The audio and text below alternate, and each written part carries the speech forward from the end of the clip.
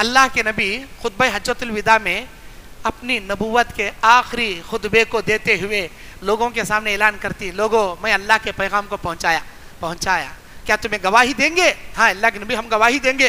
अल्लाहुम्मा शहद, अल्लाहुम्मा शहद, अल्लाहुम्मा शहद, अल्लाह तू गवाह है, तू गवाह है, तू गवाह है, मैंने तेरे पैगाम को पहुंचा दिया।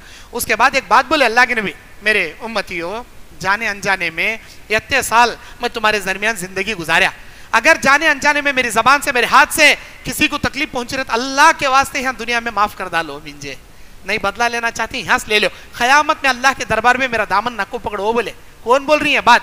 कायनात के सरवर कौनैन रहमतुल लिल आलमीन बोल रही है बात। एक सहाबी उठे, आप हम ना मारे थे, मैं भी हमें भी आपको मारती अल्लाह के नबी बोले। ये दो रिवायतों में मौजूद है, सही हदीस है ये। आखिरकार उन्होंने मारने के वास्ते आगे आए, नबी सल्लल्लाहु अलैहि वसल्लम चादर निकाले, नबी को लिपट कर मोहरे नबूवत चूमे।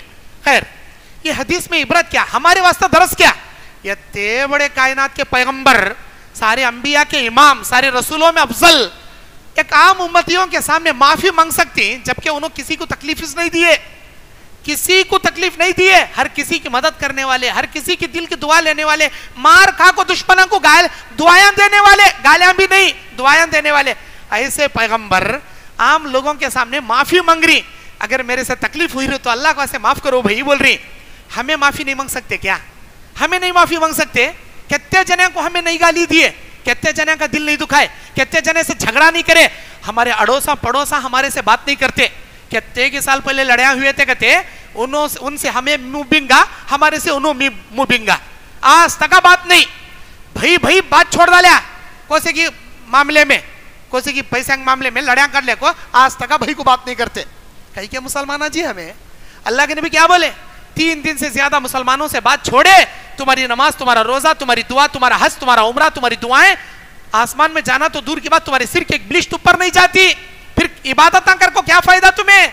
माफ करना सीखो जी, माफ करना सीखो जी। नबी के सामने हज्जतुल विदा के फतेह मक्का के दिन सन 8 हिजरी में ऐसे जालिम दुश्मना खड़ी जो नबी को सहाबा को कत्ल करे सोले, नबी को मारे सोले, नबी के सहाबा पर जुल्म करे सोले, नबी को मक्का छोड़कर मदीने पर जाने पर मजबूर करे सोले, जालिमा, खातिला, चोरा, एक नंबर के डाकुआ नबी के सामने सलेंडर हो को खड़ी। नबी चाहते तलवारा सहाबा के हाथा में देखो, मुल्ली गाजरा के सरका एक एक कलियां के गर्दना उड़ा सकते थे।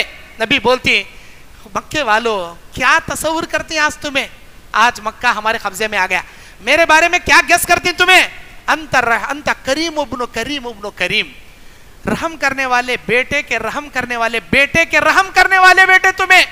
आज हमें रहम करना अपने लिए महसूस करते। अल्लाह के नबी क्या बोले, इज़हबू अंतुम तुलहा ला तसरीब अलैकुमुल यौम, जाओ मैंने तुम्हें वैसे माफ किया जैसे यूसुफ अलैहिस्सलाम अपने भाइयों को माफ कर दिए, आज तुम्हारे ऊपर कोई गिरफ्त नहीं।